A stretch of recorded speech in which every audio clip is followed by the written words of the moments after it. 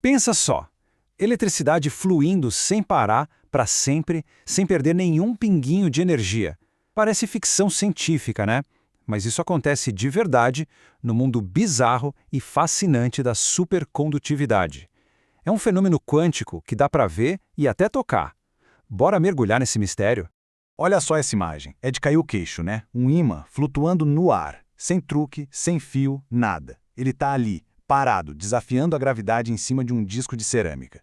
A primeira coisa que vem à cabeça é, ué, como assim? Isso é mágica? Parece algo que simplesmente não deveria acontecer. Pois é, a pergunta que fica é, isso é mágica ou é física? A resposta, como a gente vai ver, é uma demonstração espetacular das leis mais malucas e profundas da física quântica. Hoje, a gente vai desvendar a ciência por trás desse passe de mágica. Então vamos lá.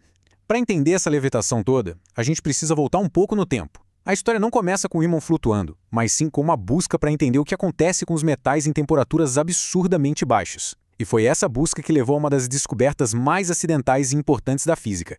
Lá em 1911, um físico chamado Kamerlingh Onnes estava fazendo um experimento.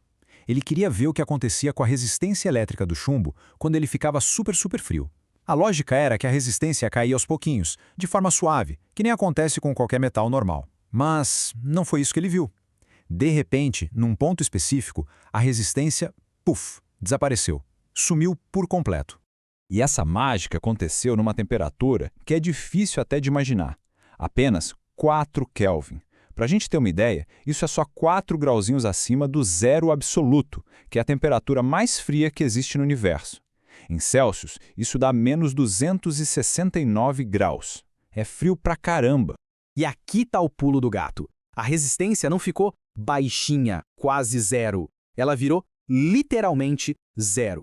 E na física, quando você encontra um zero de verdade, um zero absoluto, pode apostar. Tem alguma coisa muito fundamental acontecendo ali. É um sinal piscando em neon que diz, olha a física quântica aqui.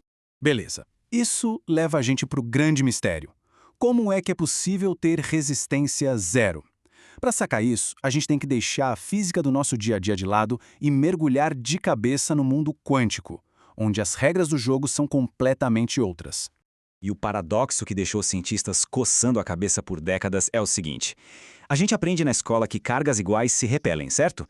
Elétron é negativo. Então o elétron deveria empurrar o outro para longe.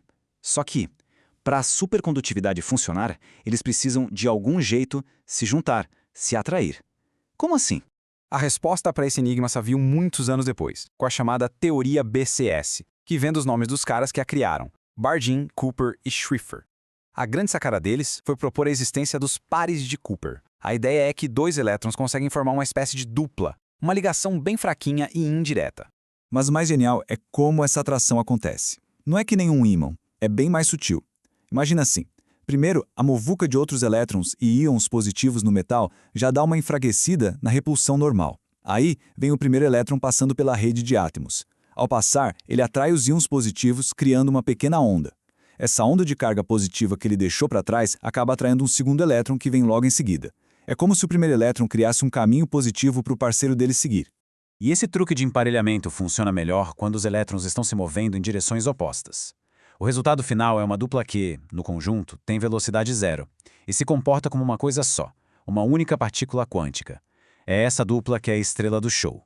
A partir do momento que esses pares de Cooper são formados, eles deixam de ser elétrons normais e sozinhos. Eles se juntam numa espécie de onda coletiva, um estado quântico único que flui pelo material inteiro sem bater em nada. E se não tem colisão, adivinha? Não tem resistência. Simples assim.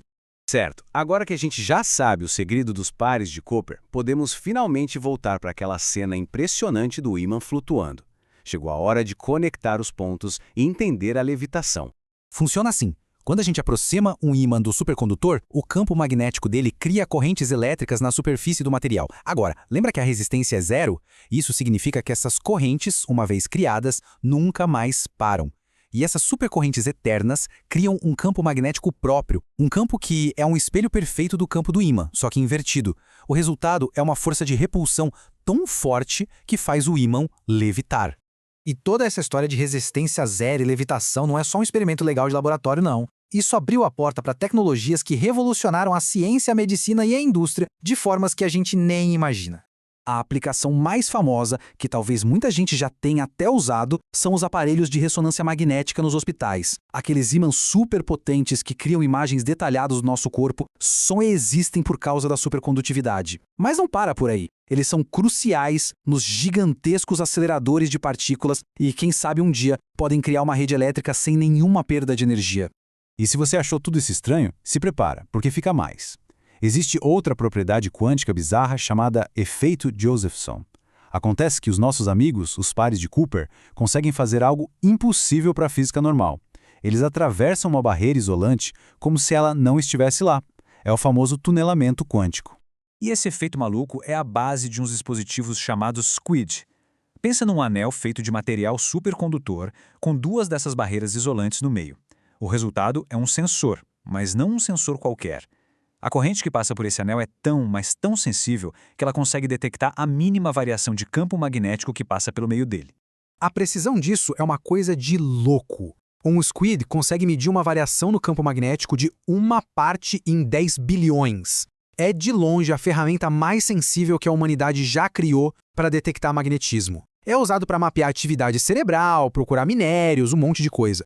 Bom, mas nem tudo são flores. O grande problema da supercondutividade sempre foi a temperatura. Para fazer isso funcionar, precisa de um resfriamento extremo, geralmente com hélio líquido, que é super caro e complicado de usar. Só que a busca por novos materiais que funcionem em temperaturas, digamos, um pouco menos frias, está mudando o jogo. Lá em 1986, descobriram os supercondutores de alta temperatura. Calma, alta temperatura aqui é um nome meio enganoso, ainda é bem frio. Mas a grande vantagem é que eles funcionam sendo resfriados com nitrogênio líquido, que é muito mais barato e fácil de encontrar do que o hélio. Isso abriu um leque de possibilidades enorme. Claro, o grande sonho, o santo grau dessa área toda é achar um material que seja supercondutor em temperatura ambiente. Imagina só, sem precisar de resfriamento nenhum. Isso causaria uma revolução tecnológica numa escala que a gente nem consegue prever direito. E com isso, a gente volta para nossa imagem do começo. O que parecia pura mágica, agora a gente entende, é uma manifestação visível, na nossa frente, das leis mais profundas da física quântica. São os pares de Cooper fluindo sem resistência, criando correntes eternas e um campo magnético perfeito. A história da supercondutividade mostra direitinho como um fenômeno quântico que parece super abstrato pode gerar tecnologias que transformam o nosso mundo. E isso deixa a gente com uma pergunta no ar, né? Conforme a gente vai entendendo cada vez mais o universo quântico, qual será a próxima grande revolução que vai sair de lá?